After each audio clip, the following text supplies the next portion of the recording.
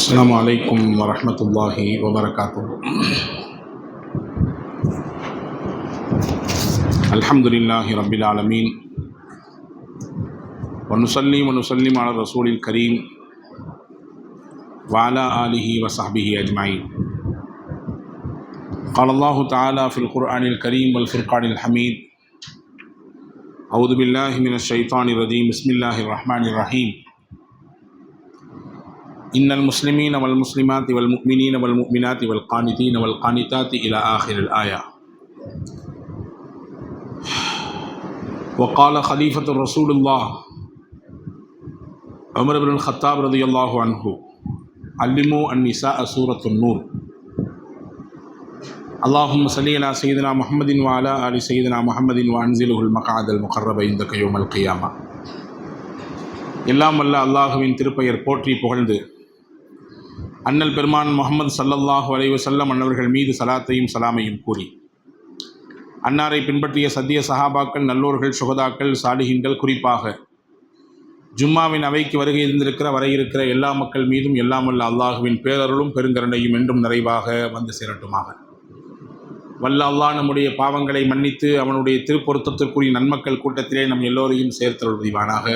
வாழும் காலம் நிறைவான ஆரோக்கியத்தையும் நீண்ட வாழ்வையும் இபாதத்துடன் கூடிய நல்ல நிலையையும் அல்லாஹ் நமக்கும் நம் குடும்பத்தினர்களுக்கும் தந்தருள் புரிவானாக. உலகை விட்டு நாம் மூச்சு அடங்கும் நேரத்திலே லா இலாஹ இல்லல்லாஹ் முஹம்மது ரசூலுல்லாஹ் என்ற கலிமாவோடு நம்முடைய ஆத்மாக்களை அல்லாஹ் கைப்பற்றுவானாக. நாளை ஃபிர்தௌஸ் என்ற உயர்ந்த சொர்க்கத்திலே கண்மணி நாயகம் ஸல்லல்லாஹு அலைஹி வஸல்லம் அன்னவர்களின் தலைமையின் கீழே நம்மையும் நம்மை பெற்றவர்கள், நமக்கு கல்வி தந்தவர்கள், நம் முன்னேற்றத்திற்கு காரணமான அத்துணை மக்களையும் அல்லாஹ் ஜன்னத்துல் ஃபிர்தௌஸிலே ஒன்றிணைப்பானாக. ஆமீன் யா ரப்பல் ஆலமீன். கண்ணியத்திற்கும் மரியாதைக்கும் உரிய சகோதரர்களே, பாசத்திற்குரிய மூமின்களே, புனிதம் நிறைந்த ரஜபு மாதத்தினுடைய இறுதியான வெள்ளிக்கிழமையிலே நாம் ஒன்று கூடியிருக்கிறோம். இன்றைய இரவு புனிதம் நிறைந்த லைலத்துல் இஸ்ரா, இஸ்ரா மியாராஜ் என்று சொல்லப்படுகிற இஸ்லாமிய வரலாற்றில் மிக முக்கியத்துவம் வாய்ந்த ஒரு நிகழ்வு நடைபெற்ற இரவாக இருக்கிறது. அல்லாஹ் இந்த இரவினுடைய வரக்கத்தையும் கிருபையையும் நம் யாவருக்கும் அல்லாஹ் வழங்கி அருள் புரிய வேண்டும் என்று ஆரம்பமாக துவா செய்து கொள்வோம். இஸ்லாமிய மார்க்கம் ஆண்களுக்கு ஒரு விதமான பார்வை, பெண்களுக்கு ஒரு விதமான பார்வை என்கின்ற கண்ணோட்டத்தில் அதனுடைய சட்டதிட்டங்களும் அது காட்டுகிற வழிகாட்டுதல்களும் கொண்டது அல்ல.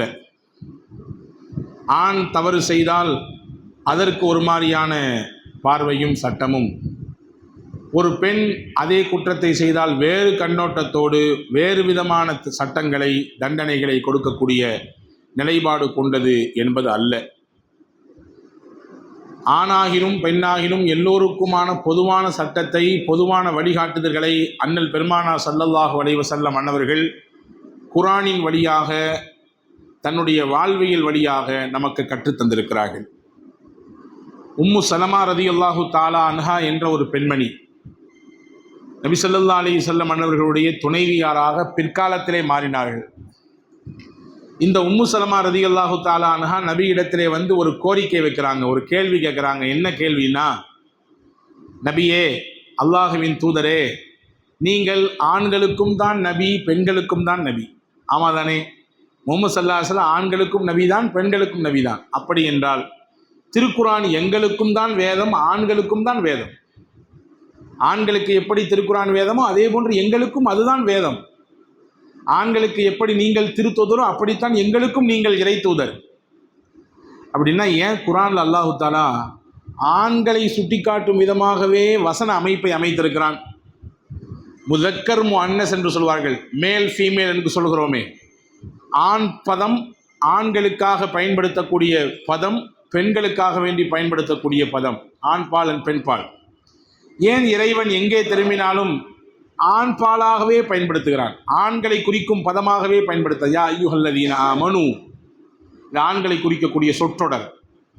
ஈமான் கொண்ட இறை விசுவாசிகளே, யா அய்யுஹன் நாஸ், ஜனங்களே, இந்த வார்த்தை எல்லாம் ஆண்களை குறிக்கும் பதம். ஏன் எங்களை பற்றி சொல்லலை? பெண்களை குறிக்கும் பதமாக ஏன் இறைவன் வசன அமைப்பை, வார்த்தைகளின் அமைப்பை உருவாக்கவில்லை என்ற ஒரு கேள்வியை வச்சுறாங்க. அறிவார்ந்த கேள்வி. இந்த கேள்வி பிறந்தது உம்மு சலமா ரதியல்லாஹு தஆலா அன்ஹா அவர்களிடத்திலிருந்து. அல்லாஹ் உடனேயே குர்ஆனிலே வசனத்தை கொடுத்தான். ரெண்டையும் சுட்டிக்காட்டும் விதமாக அல்லாஹ் வசனத்தை கொடுத்தான். அதை தான் நான் ஆரம்பமாக ஓதினேன். இன்னல் முஸ்லிமீன் வல் முஸ்லிமாத், முஸ்லிமான ஆண்கள், முஸ்லிமான பெண்கள், வல் மூமினீன் வல் மூமினாத், முஃமினான இறை நம்பிக்கை கொண்ட ஆண்கள், மூமினான இறை நம்பிக்கை கொண்ட பெண்கள், வல் கானித்தீன் வல் கானித்தாத், இறைவனுக்கு முழுவதுமாக கட்டுப்படக்கூடிய ஆண்கள், கட்டுப்படக்கூடிய பெண்கள், வஸ்ஸாபிரீன் வஸ்ஸாபிராத், பொறுமையாக இருக்கக்கூடிய ஆண்கள், பொறுமையாக இருக்கக்கூடிய பெண்கள், வல் ஹாஷிஈன் வல் ஹாஷியாத், அல்லாஹ்வை அச்சம் கொள்ளக்கூடிய, பயப்படக்கூடிய ஆண்கள், பயப்படக்கூடிய பெண்கள். இப்படி போது அல்லாஹ் அப்படி பட்டியல் போடுறான். பட்டியல் போட்டு கடைசியில் சொன்னா அஅத்தல்லாஹு லஹும் மக்ஃபிரத்தன் வ அஜ்ரன் அலீமா, இந்த சிறப்பு தகுதிகளை எல்லாம் கொண்ட ஆண்களும் சரி பெண்களும் சரி அவர்களுக்காக அல்லாஹ் மகத்தான கூலியை தயார் செய்திருக்கிறான், அவர்களுக்கு அந்த கூலியை நாளை மறுமையிலே வழங்குவான் என்று சொல்லி அல்லாஹ் அந்த வசனத்தை முடித்தார். நான் என்ன சொல்ல வருகிறேன் என்றால், திருக்குர்ஆனின் வசன அமைப்பு உட்பட எல்லாருக்கும் சமமான ஒரு பார்வையை பார்க்கிறது. ஆண் என்றோ பெண் என்றோ வேறு திரித்து, பெண் செய்தால் ஒரு விதமான பார்வை, அதே தப்பை அதே விஷயத்தை ஆண் செய்தால் வேறு விதமான பார்வை என்கின்ற கண்ணோட்டத்தில் இஸ்லாத்திற்கு கொஞ்சமும் இடமில்லை, கொஞ்சமும் இடமில்லை. எனவேதான் பெருமானார் ஸல்லல்லாஹு அலைஹி வஸல்லமுடைய நாவிலிருந்து இப்படியான ஒரு வார்த்தையை உலகத்தில் வேறெந்த தலைவராக சொல்லியிருக்க முடியுமா என்று நீங்கள் யோசித்து பாருங்கள். இந்த திருட்டு குற்றத்தை இந்த குறிப்பிட்ட குழுவைச் சேர்ந்த, குடும்பத்தைச் சேர்ந்த பெண்மணி செய்திருக்கிறாள், அவளுக்கு இன்னதான் தண்டனை. இதே தவறை, இதே தப்பை என் மகள், என் ஈரக்கொலை ஃபாத்திமா செய்திருந்தாலும் அவர்களுக்கும் இதே தண்டனை தான், இதே தண்டனை தான். எந்த வேற்று வித்தியாசமான பார்வை எல்லாம் கிடையாது. இங்கே அல்லாஹ்விற்கு முன்னால் எல்லாம் சமம் என்பதை நபிகள் பெருமானார் ஸல்லல்லாஹு அலைஹி வஸல்லம் அவர்கள் கற்றுத்தந்தார்கள். ஆனால் ரசூலுல்லாஹி ஸல்லல்லாஹு அலைஹி வஸல்லமுடைய பார்வையும் குர்ஆனினுடைய பார்வையும் இப்படி இருந்தாலும் கூட சில முக்கியத்துவமான இடங்களிலே ஆண்களும் பெண்களும் எப்படி நடந்து கொள்ள வேண்டும் என்கின்ற அழகான வாழ்வியல் ஒழுக்க முறையை இஸ்லாம் கற்றுத்தந்திருக்கிறது. ஹஜ்ரத் சய்யிதுனா உமர் ரலியல்லாஹு சொல்வார்கள், அல்லிமு அன்னிசா சூரத்தன் நூர், உங்கள் வீட்டில் இருக்கக்கூடிய பெண்களுக்கு 100 அத்தியாயத்தை கற்றுக் கொடுங்கள். 100 என்று ஒரு அத்தியாயம் இருக்கிறது திருக்குர்ஆனிலே, அந்த அத்தியாயத்தை சொல்லிக் கொடுங்கள். அதில் இருக்கக்கூடிய முக்கியத்துவம் வாய்ந்த தகவல்கள் பெண்களுக்கு போய் சேர வேண்டும். பெண்கள் பின்பற்ற வேண்டிய அதிமுக்கியத்துவம் வாய்ந்த செய்திகளை, வழிகாட்டுதல்களை தங்களுடைய வாழ்வியலோடு, தங்களுடைய அன்றாட நடப்புகளோடு தொடர்புடைய விஷயங்கள் அதிலே நிறைவாக இருக்கிறது. எனவே சொல்லிக் கொடுங்கள். ஒழுக்கவியல் சார்ந்த விஷயம், அழகை பேணிக் கொள்ளக்கூடிய விஷயம், அதை கடைபிடித்து விடக்கூடாது என்பது உட்பட விஷயம். ஒரு ஆணுக்கு, அதுவும் தகுதி மிகுந்த தனக்கு உரிமைப்பட்ட ஆணை தாண்டி வேறு எந்த ஆணுக்கும் தன்னுடைய அழகை, அந்தரங்கத்தை, தன்னுடைய வனப்பு மிக்க தோற்றத்தை வெளிப்படுத்தக்கூடாது என்பன போன்ற விஷயங்கள். இப்படியே ஒரு பெண் பின்பற்ற வேண்டிய மிக முக்கியத்துவம் வாய்ந்த விஷயங்களை எல்லாம் அல் குர்ஆனிலே 100 அத்தியாயத்திலே அல்லாஹ் சொல்கிறான். எனவே அதை உங்கள் வீட்டு பெண்களுக்கு கற்றுக் கொடுங்கள் என்று ஹஜ்ரத் சய்யிதுனா உமர் ரலியல்லாஹு அன்ஹு சொல்வதாக நாம் ஹதீதுகளிலே பார்க்க முடிகிறது. இப்போ எப்படி ஆண்கள் பெண்களுக்கு ஹஜ்ரத் உமர் ரலியல்லாஹு சொன்னார்களோ அப்படித்தான் ஆண்களும் ஒழுக்கத்தின் குன்றுகளாக வாழ்ந்திருக்கிறார்கள். பெண்களும் சரி ஆண்களும் சரி நடத்தையிலே, தங்களுடைய வாழ்க்கை போக்கிலே எப்படியான ஒரு இஸ்லாத்தினுடைய அந்த வரையறையை பேணி வாழ்ந்தார்கள் என்பதற்கு எக்கச்சக்கமான உதாரணங்கள் இருக்கிறது. வரலாற்றில் பார்க்கிறோம், பனு முஸ்தலக் என்கின்ற யுத்தம் நடந்தது. பெருமானார் ஸல்லல்லாஹு அலைஹி வஸல்லம் அன்னவர்களும் சஹாபாக்களும் ஆயிரக்கணக்கில் கலந்து கொண்ட யுத்தம்.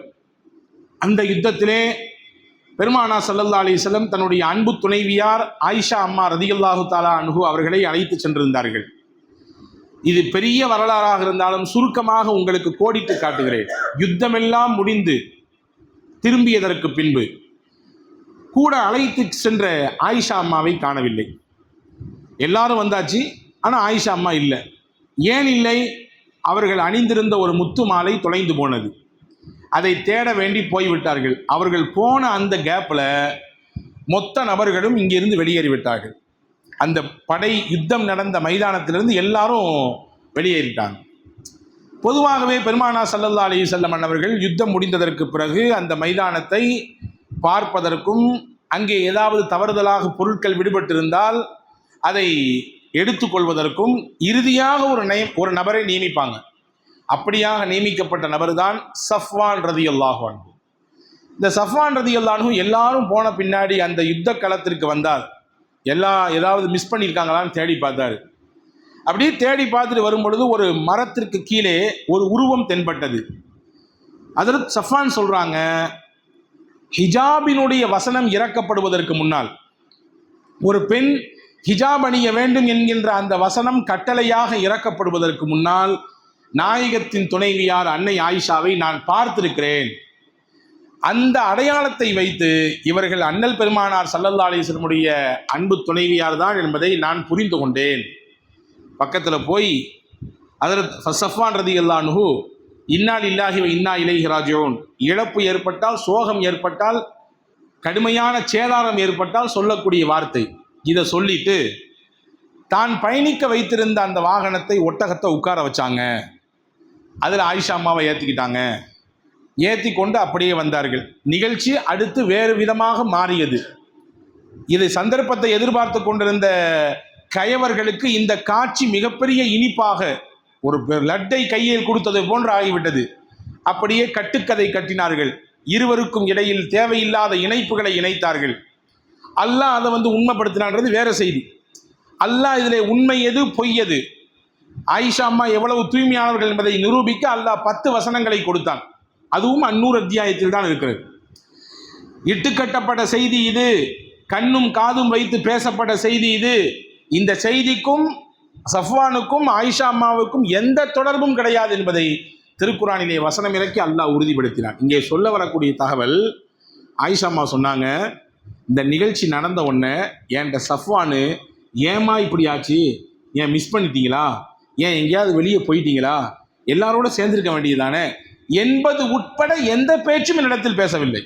அவர் பேசியதெல்லாம் ஒன்றே ஒன்றுதான், இன்னா லில்லாஹி வ இன்னா இலைஹி ராஜிஊன். வேற எந்த பேச்சும் பேசல. எனக்கு ஒன்றும் தெரியாத ஆள் கூட கிடையாது. ஏற்கனவே அவர் நாயகத்தின் தோழர், என்னை ஹிஜாபினுடைய வசனங்கள் இறக்குவதற்கு முன்னால் என்னை பார்த்தும் இருக்கிறார். ஆனால் அதை பயன்படுத்தி, சந்தர்ப்பத்தை பயன்படுத்தி எந்த பேச்சும் அவர் என்னிடத்தில் பேசவில்லை. எவ்வளவு ஒழுக்க நயத்தோடு உருவாக்கப்பட்டிருக்கிறார் என்பதை நான் உணர்ந்தேன் என்று ஹஜ்ரத் ஆயிஷா ரலியல்லாஹு தஆலா அன்ஹா அவர்கள் சொல்வதை பார்க்கிறோம். இதுதான் இஸ்லாம் போட்டு கொடுத்த அந்த வரையறையை பேணி வாழ்ந்த பெருமக்களினுடைய வாழ்வு. எந்த கட்டம் வந்தாலும், எவ்வளவு பெரிய நெருக்கடிகள் வந்தாலும், எவ்வளவு பெரிய சூழல் தனக்கு சாதகமாக மாறினாலும் அந்த எல்லையை மீறாமல் வாழ்ந்திருக்கிறார்கள். வாழ வேண்டும் என்று கற்றுக் கொடுக்கப்பட்டவர்கள் முஸ்லிம்கள் என்பதை நமக்கு மீண்டும் மீண்டும் நிரூபித்து காண்பித்துக் கொண்டே இருக்கிறாங்க.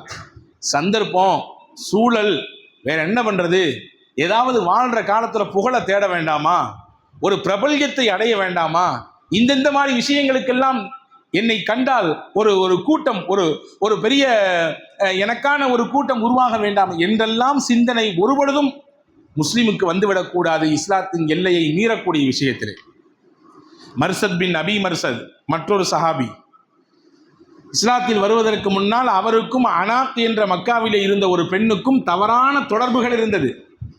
ஆனால் இஸ்லாத்தை ஏற்றுக்கொண்டதற்கு பிறகு அந்த தவறான தொடர்புகளை எல்லாம் நினைத்து வருந்தி அழுதி அல்லாஹ்விடத்திலே மன்னிப்பை கேட்டுவிட்டார். எப்பொழுது பாவ மன்னிப்பு பெற்றுவிட்டாரோ அதற்கு பிறகு அவர் செய்த பாவத்தை பற்றி பேசவே கூடாது. உன்னை பற்றிலாம் தெரியாத எனக்கு, நீ எம்பிட்டு பெரிய தப்புலாம் பண்ணியிருக்க, ஒரு காலத்தில் மடா குடிய நீ இப்போ தொப்பி வச்சு தாடி போட்டு பள்ளியாசலுக்கு வந்துட்டா பெரிய ஆளாயிருவேன், நீ ஒரு காலத்தில் வட்டியிலேயே உருண்டவன் நீ, இப்போ என்ன பெரிய வியாக்கியானம் எல்லாம் பேசுகிற என்றெல்லாம் பேசக்கூடாது. அவருக்கும் அல்லாஹ்விற்குமான விஷயத்தில் நாம் தலையிடக்கூடாது. எப்பொழுது அவர் பாவ மன்னிப்பு கேட்டு அல்லாஹ்வை நினைத்து அவனுடைய தண்டனை நினைத்து பயந்து தன்னுடைய கடந்த காலத்தை நினைத்து மறந்து விட்டாரோ, அதையெல்லாம் அழித்து விட்டாரோ, அதற்கு பிறகு அந்த விஷயத்தை பற்றி பேசுவதற்கு நீங்களும் நானும் யார், பேசக்கூடாது. இந்த அனாக் என்ற பெண்ணோடு அவருக்கு இருந்த தொடர்பு, மன்னிப்பு கேட்டார், முழுவதுமாக தன் வாழ்க்கையை புது வாழ்க்கையாக மாற்றிவிட்டார், ஒரு தூய முஸ்லீமாக மாறிவிட்டார். ரசூலுல்லாஹி ஸல்லல்லாஹு அலைஹி வஸல்லம் இடத்திலே மதீனாவில் இருக்கும் பொழுது கேட்டார், என்னுடைய நண்பர் ஒருவர் மக்காவிலே சிறையிலே கைதியாக அகப்பட்டிருக்கிறார், அவரை எப்படியாவது போய் தூக்கிட்டு வரணும், ஏதாவது எனக்கு வாய்ப்பு தாங்க, சந்தர்ப்பம் தாங்க. ரசூலுல்லாஹ் போங்க, நீங்களே போய் கூட்டி வாங்கட்டாங்க. வந்தார், தெரியாமல் வந்தார். நல்ல வித்தைக்காரர் அவர். யாருடைய கண்ணிலும் எளிதாக படமாட்டார், அப்படியே பட்டாலும் அவர் கைகளிலே சிக்க மாட்டார். வந்தார், தன் நண்பரை சிறையிலிருந்து விடுவித்தார், தன் முதுகிலே தூக்கி வைத்துக் கொண்டார். வெளியே வந்த அந்த நேரத்திலே அந்த பெண்மணி முன்னால் வந்து விட்டார். யாரு? பழைய காதலி. பழைய காதலி அனாக் வந்து நிற்கிறார். அவர் ஒரு தவறான பெண், விபச்சாரத்தை தொழிலாக எடுத்துக்கொண்ட பெண். ஆனா என்னமோ தெரியல, அனாக்குக்கு இந்த மர்சத் மீது ஒரு தனி ஈர்ப்பு. எத்தனையோ ஆண்களை தன்னிடத்தில் வந்து போனாலும் இந்த மர்சதை மட்டும் அவளுடைய உள்ள மறக்கவே மாட்டேங்குது. மர்சத், எங்க வந்த? எத்தனை நாளாச்சு உன்னைய பார்த்து? சரி, எங்க வந்த? இந்த மாதிரி என் நண்பரை விடுவிச்சு போக கூட்டி வந்தேன். சரி, பரவாயில்ல, நீ கூட்டிட்டு போ. நான் உன்னை பற்றி யார்ட்டையும் எதுவும் சொல்ல மாட்டேன். ஆனால் ஒன் கண்டிஷன், இன்னைக்கு ராத்திரி நீ என் கூட இருக்கணும். இன்று இரவெல்லாம் நீ என்னோடு தங்க வேண்டும். இதற்கு உடன்பட்டால் நான் உன்னை யாரிடத்திலும் காட்டி கொடுக்க மாட்டேன். சொல்ல போனால் நானே உனக்கு உதவி செய்து ஊர் எல்லையில் வந்து கொண்டு விட்டு விடுவேன். அவர் சொன்னாரு, நான் பழைய மர்சத் இல்லை, இப்போ இஸ்லாத்தை ஏற்றுக்கொண்ட புது மர்சத். இஸ்லாத்தை ஏற்றுக்காம அதெல்லாம் எனக்கு பிரச்சனை இல்லை. இப்போ நீ என்னோட இருக்கணும். இல்லை, முடியவே முடியாது. என் மனசு எனக்கு கொடுக்காது அதற்கு. நான் இஸ்லாமிய வரையறையை பேணி வாழக்கூடியவன். சந்தர்ப்பம், சூழல், வேற வழி இல்லை. என் நண்பனை காப்பாற்றணும். பழைய தோழி, பழைய தொடர்பில் இருந்த பெண்மணி என்னை அழைக்கிறாங்க, வேற கஷ்டம், வழி இல்லைன்றலாம் சாக்கு போக்கு சொல்லி நான் தவறு செய்யக்கூடிய ஆள் அல்ல. சாக்கு போக்குகளை எதிர்பார்த்து என்னை நான் பாவத்தின் பக்கம் ஈடுபடுத்திக் கொள்ளக்கூடிய ஆள் அல்ல. எனவே விட்டு நான் வரமாட்டேன். நீ வரலன்னு சொன்னால் நானே உன்னைய சொல்லி கொடுத்துருவேன். மொத்தமாக உன்னை நானே மாட்டி விட்டுருவேன். உன் முதலுக்கே மோசமாகி போயிடும். நண்பனை காப்பாற்ற வந்து நீ மீண்டும் இவர்களின் கைகளிலே சிக்கிக்கொண்டு சிறையில் தான் இருக்க வேண்டும். பயம்புறுத்தினால் மாட்டேன், என்ன செய்யினாலும் செய். சத்தம் போட்டால், ஊரை கூட்டினால், காவலர்களை கூப்பிட்டால், கண் இமைக்கும் நேரத்திலே மர்சத் கண்ணுக்குள்ளே விரலை விட்டு ஆட்டிவிட்டு ஓடி விட்டார். அல்லாஹ் தான் பாதுகாத்தான். மதீனாவிற்கு அந்த தோழரை முதுகிலே மூட்டையை சுமப்பதை போன்று சுமந்து கொண்டு மதீனாவிற்குள் போய்விட்டார். ரசூலுல்லாவிடத்திலே போய் சொன்னார், நபியே, இப்படியான ஒரு நெருக்கடி ஏற்பட்டது. ஆனாலும் என் மனம் அவளை ஒருபொழுதும் திரும்பியும் பார்க்கவில்லை. ஒரு காலத்தில் அவருடைய மடியிலேயே கிடந்து உறங்கியவன் நான். ஒரு காலத்தில் அவளோடு நேரத்தை செலவு செய்வதற்கு காத்து கிடந்தேன். வாய்ப்பு கிடைத்தால், சந்தர்ப்பம் கிடைத்தால் மொத்த நாட்களையும் நேரத்தையும் செலவிட்டேன். ஆனால் இந்த ஈமானும் இஸ்லாமும் என்னை தடுக்கிறது, என்னை அணை போடுகிறது. அவளின் பக்கம் முகம் கூட திருப்புவதற்கு எனக்கு மனம் வரவில்லை என்று சொன்னார் மர்சத் பின் அபி மர்சத் என்பதாக வரலாற்று செய்தி இருக்கிறது. அன்பர்களே, இதுதான் இஸ்லாமிய எல்லை, ஈமானிய எல்லை. வாய்ப்பும் சந்தர்ப்பமும் பிரபல்யமும் கைகூடி வருகிற பொழுதும் கூட ஒரு பொழுதும் மார்க்கம் அனுமதிக்காததை செய்ய மாட்டேன் என்கின்ற உணர்வோடு ஆண்களும் இருந்தார்கள். அதற்கு நேர் நிகராக பெண்களும் இருந்தார்கள்.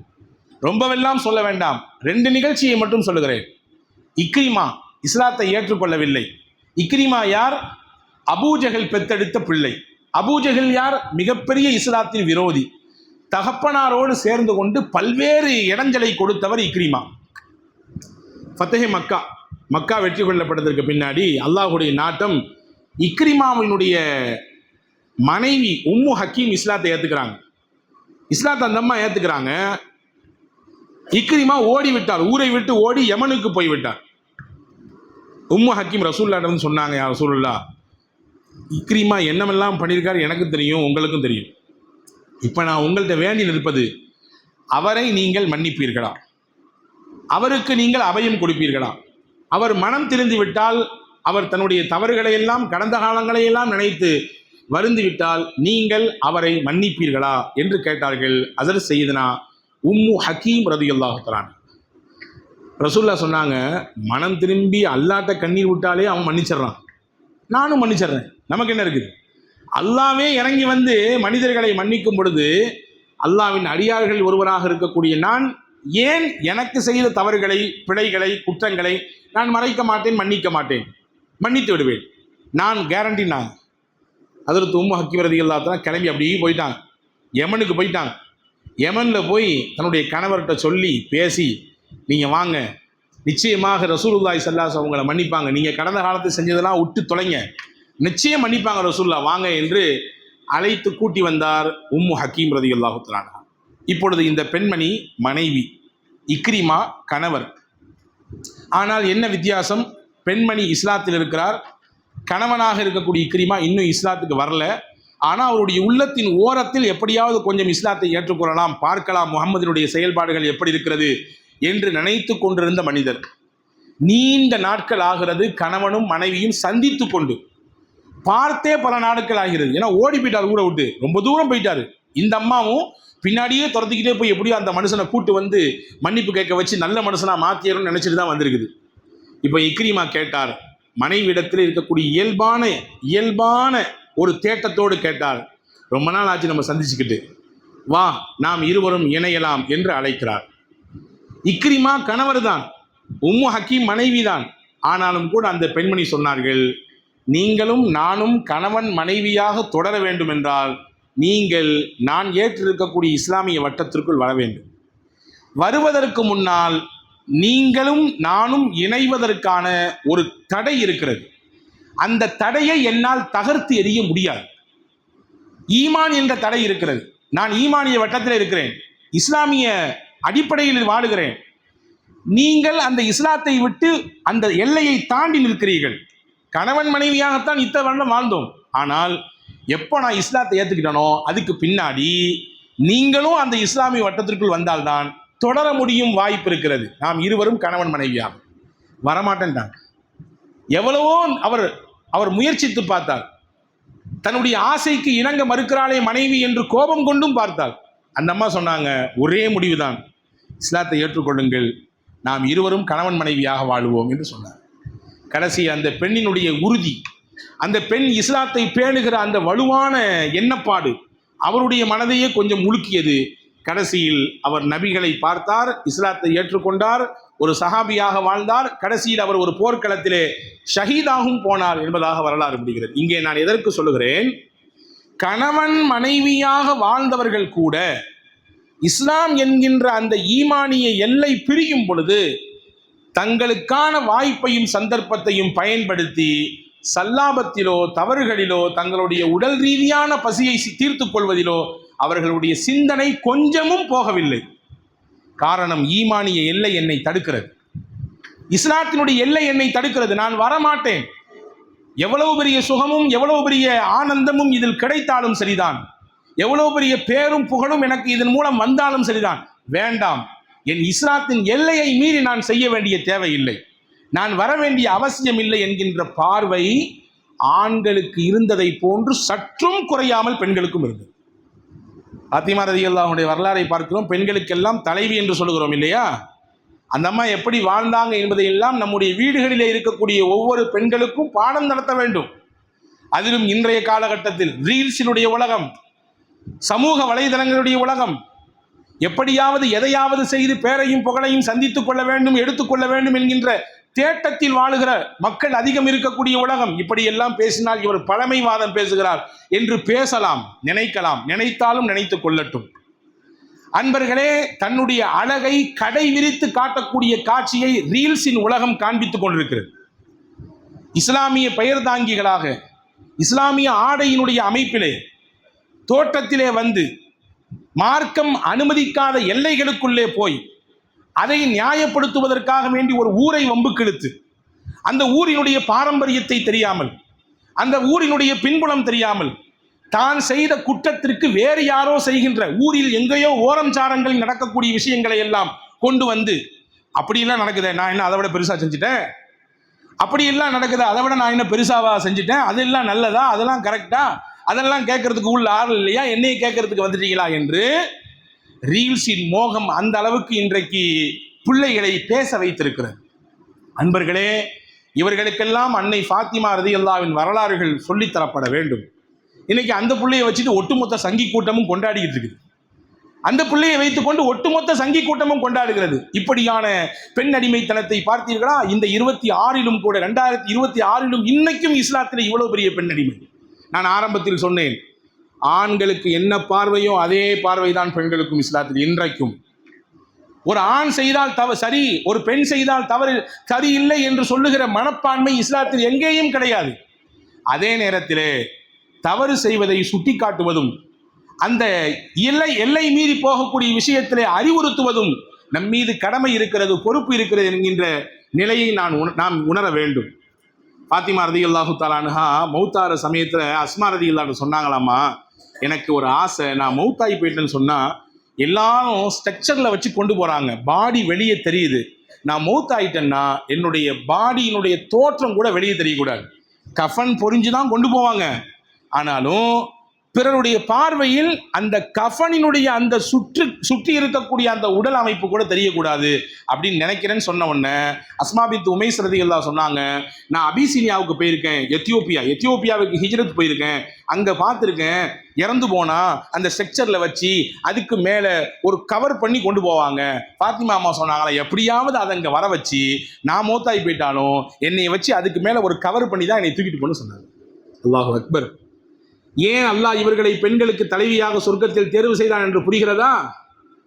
அன்பர்களே, மௌத்தானாலும் கூட என்னுடைய உடலை அல்ல, என்னுடைய உடலை போர்த்திருக்கக்கூடிய அந்த ஆடையை பார்க்கக்கூடாது என்று நினைத்த ஃபாத்திமா ரலியல்லாஹு தஆலா அன்ஹா அவர்கள் எங்கே? அவர்கள் வழியில் வந்தவர்கள் தான், எங்களுக்கு ஆடை சுதந்திரம் இருக்கிறது, நாங்கள் நினைத்ததை போன்று இருப்போம், எங்களை யாரும் கேள்வி கேட்க முடியாது. அப்படியே கேள்வி கேட்டால் ஊரில் இன்ன தப்புகள் எல்லாம் நடக்கிறது. ஹெல்மெட் போடாமல் போகிறோம், போலீஸ் பிடிக்கிறாரு, பிடிச்சி ஃபைன் கட்டுன்னு சொல்கிறாரு. நம்ம என்ன செய்யணும்? ஃபைனை கட்டணும், அல்லது அவர்கிட்ட ஏதாவது சமரசம் பேசலாம், கொஞ்சம் குறைச்சிக்கையா, அல்லது நான் இப்படி செய்ய மாட்டேன், அடுத்து சரியாக வந்துடுவேன் அப்படி சொல்லலாம். அதை விட்டுட்டு ஊரில் கடத்தல்காரனா எவ்வளோ பேர் இருக்கிறான், எவ்வளோ பேர் திருடுறான், எவ்வளோ பேர் விபச்சாரம் பண்ணுறான், அவனெல்லாம் போய் பார்க்காம என்னை தான் பிடிக்கணுமா அப்படின்னு கேட்டால் அவர் என்ன சொல்லுவார்? அதுக்கெல்லாம் தனியாக ஆள் நியமிக்கப்பட்டிருக்கு, அந்தந்த துறை சார்ந்த நபர்கள் இருக்கிறாங்க, ஏன் வேலை இப்படியான ஒரு குற்றத்தை செய்தால் பிடிப்பதுதான் என்னுடைய வேலை என்று சொல்லுவாரா மாட்டாரா? இப்ப தான் செய்த தவறுக்கு வேறு ஒருவரை, வேறு ஒரு விஷயத்தை, அதுவும் ஊரில் எங்கோ ஒரு ஓரம் சாலை நடக்கக்கூடிய விஷயத்தெல்லாம் இழுத்து அதெல்லாம் பெருசு இல்லையா, நான் செஞ்ச இந்த ரீல்ஸ் தான் பெருசா என்று பேசுவது எந்த மனநிலை என்று தெரியவில்லை. ரீல்ஸின் மோகம் எப்படியெல்லாம் ஒருவரை மாற்றி இருக்கிறது என்பதை பார்க்க வேண்டும். ஃபாத்திமா ரலியல்லாஹு தஆலா அன்ஹா மறுமையிலே அல்லாஹ்வுடைய சன்னிதானத்திலே வருவார்கள், சொர்க்கத்திற்குள்ளே நுழைய போகிறார்கள். எல்லோரையும் அல்லாஹ் அழைத்து சொர்க்கத்திற்குள்ளே அழைப்பான், உள்ளே நுழைய செய்வான். ஃபாத்திமா அம்மாவை அழைப்பதற்கு முன்னால் ஒரு வானவர் சொல்லுவார், யா அஹ்லல் ஜன்னா, சொர்க்கவாசிகளே, எல்லாரும் உங்களுடைய தலையை தாழ்த்தி கொள்ளுங்கள், உங்கள் தலையை தொங்க போடுங்கள், நீங்கள் பார்க்க கூடாது. ஏன்? முத்து முகமது ரசூலுல்லாவின் மகளார் ஃபாத்திமா வருகிறார்கள். இது நாள் வரை அவர்கள் எந்த அந்நிய ஆடவரின் கண்ணுக்கு முன்னாலும் காட்சி தரவில்லை. மறைந்ததற்கு பிறகும் அப்படியான நிலைதான் ஏற்பட்டது. இதோ சொர்க்கம், இது மறுமை. இந்த சொர்க்கத்திற்குள்ளே அவர்கள் நுழைகிற பொழுதும் யாரும் பார்க்க வேண்டாம் என்பது அவர்களுடைய எண்ணப்பாடு. அந்த எண்ணப்பாடுக்கு அல்லாஹ் மதிப்பு கொடுக்கிறான். எனவே நீங்கள் தலையை தாழ்த்துங்கள். எல்லாரும் தலையை தாழ்த்தி நிற்பார்கள். ஃபாத்திமா அம்மா மட்டும் அன்னைக்கும் யாரின் கண்ணிலும் படாமல் உள்ளே நுழைவார்கள். யாரின் கண்ணிலும் படாமல் வாழ்வது ஒரு மிக பரிசுத்தமான வாழ்க்கை. அது அந்த மாதிரியான வாழ்க்கையினுடைய இன்பத்தை சுவைத்தவர்கள் ஹஜ்ரத் ஃபாத்திமா ரலியல்லாஹு தஆலா அன்ஹா அவர்கள். ஆனால் அதுக்கு நேர் மாற்றமாக இன்னைக்கு எந்த மாதிரியான ஒரு நிலைக்கு சமூகம் இந்த ஷார்ட்ஸின் வழியாக, ரீல்ஸின் வழியாக தள்ளப்பட்டிருக்கிறது என்பதை நாம் யோசிக்க வேண்டும். இதனால் ஏற்படக்கூடிய இழப்புகள் நிறைய, குடும்பத்தில் ஏற்படக்கூடிய பிரிவுகள் நிறைய, விபத்துகள் நிறைய சர்வசாதாரணமாக ரீல்ஸின் மோகத்தில் நடக்கதை பார்க்கிறோம். ஒரு பையன் மேலே ஏறிட்டு ரீல்ஸ் போடணும்னு சொல்லிட்டு இன்ஜினுடைய மேற்கூரையிலே ஏறி நின்று கையை உயர்த்தி ரீல்ஸை எடுக்கும் பொழுது அந்த உயர் மின்னழுத்தம் வரக்கூடிய அந்த கம்பியிலே பட்டு கருகி போன காட்சிகளை நாம் பார்க்கத்தான் செய்தோம் இல்லையா? மலை முகட்டிலே போய் நின்று கொண்டு நல்ல ஆர்ப்பரித்து வரும் வெள்ளத்தை காட்சி எடுக்க வேண்டும், அதை போட வேண்டும் ரீல்ஸிலே என்று அங்கே போய் நின்று கொண்டு எடுத்து கால் தடிக்கு கீழே மொத்தமும் மோசமாகி அந்த அருவியிலேயே, அந்த நீர்ச்சுழலிலேயே சிக்கி இறந்து போன காட்சிகளை பார்க்கத்தான் செய்தோம். ரீல்ஸினால் ஏற்பட்ட வெட்டுக்குத்துகளை பார்க்கிறோம். இன்னைக்கு சமுதாயத்தை பிளவுபடுத்தக்கூடிய ஒரு நிலைக்கு இன்னைக்கு இந்த ரீல்ஸ் கொண்டு வந்து நிப்பாட்டி இருக்கிறது என்றால், பாரம்பரியமிக்க ஒரு முஸ்லிம்கள் அடர்த்தியாக வாழக்கூடிய ஒரு ஊரினுடைய அந்த அந்த அந்த மதிப்பை சீர்குலைக்கக்கூடிய விதத்தில் ஒரு பெண்மணியின் ரீல்ஸ் மாறி இருக்கிறது என்றால், ஒரு கணம் மறுபரிசீலனை செய்ய வேண்டிய அவசியமும் தேவையும் நமக்கு இருக்கிறது. ஈமானை கொஞ்சம் உரசி பார்க்கக்கூடிய வேலையை, ஈமானை இழக்கக்கூடிய நிலைக்கு இந்த ரீல்ஸ் ஷார்ட்ஸினுடைய மோகம், சமூக வலைதளங்களுடைய பயன்பாட்டின் மோகம் நம்முடைய பிள்ளைகளை கொண்டு நிப்பாட்டி விடுமோ என்கின்ற அச்சப்பாடும் பயமும் நமக்கு எழுந்திருக்கிறது. என்னதான் நவீனங்கள் அதிகரித்தாலும், நவீன உபகரணங்கள் கூடிக்கொண்டே இருந்தாலும், நம்முடைய விஷயங்களை உலகம் அறிய செய்ய வசதிகள் வாய்ப்புகள் கூடி நின்றாலும் கூட, நான் ஆரம்பத்தில் சொன்ன ஒரு விஷயம்தான், ஈமானுக்கும் இஸ்லாத்திற்கும் ஒரு எல்லை இருக்கிறது. அந்த எல்லைக்குள்ளே நின்று நீங்கள் அதை பரப்புங்கள். அந்த எல்லையை தாண்ட வேண்டும் என்று ஒரு காலமும் நினைக்காதீர்கள். அந்த எல்லையை தாண்டி நீங்கள் செய்யக்கூடிய சுதந்திரம் என்கின்ற பேரில் நீங்கள் எடுத்து வைக்கக்கூடிய விஷயம் ஒரு கட்டத்தில் உங்கள் ஈமானுக்கே வேட்டு வைக்கக்கூடிய நிலையாக கொண்டு வந்து நிப்பாட்டிவிடும். ஈமானிய சமூகம் தலைகுனிவை ஏற்படுத்தக்கூடிய நிலைக்கு வந்து தள்ளிவிடும். அப்படிப்பட்ட பேராபத்துகளை இன்றைக்கு ஆங்காங்கே ஒரு சில இடங்களில் ரீல்ஸுகளின் வழியாக, ஷார்ட்ஸுகளின் வழியாக காணுவதை நம்மால் உணர்ந்து கொள்ள முடிகிறது. எல்லாம் வல்ல அல்லாஹ் அப்படிப்பட்ட நிலையை நம்முடைய சமுதாயத்தை பாதுகாப்பானாக. சமூக வலைதளங்களை இந்த வளர்ச்சி மிகுந்த இந்த காலத்திலும் கூட இஸ்லாத்தினுடைய நன்மைகளை, நல்ல விஷயங்களை பொதுஜன மக்களுக்கு கொண்டு போய் சேர்ப்பதற்கான வழியாக பயன்படுத்துவதற்கு அல்லாஹ் தௌஃபீக் செய்வானாக. நல்ல விஷயங்களிலே ஒருவருக்கொருவர் ஆதரவாகவும் அடைக்கலமாகவும் இருப்பதற்கு அல்லாஹ் நம் யாவருக்கும் அருள் செய்வானாக. ஆமீன். வாஹிரு தாவானா அனில் அல்ஹம்துலில்லாஹி ரப்பில் ஆலமீன். அஸ்ஸலாமு அலைக்கும்.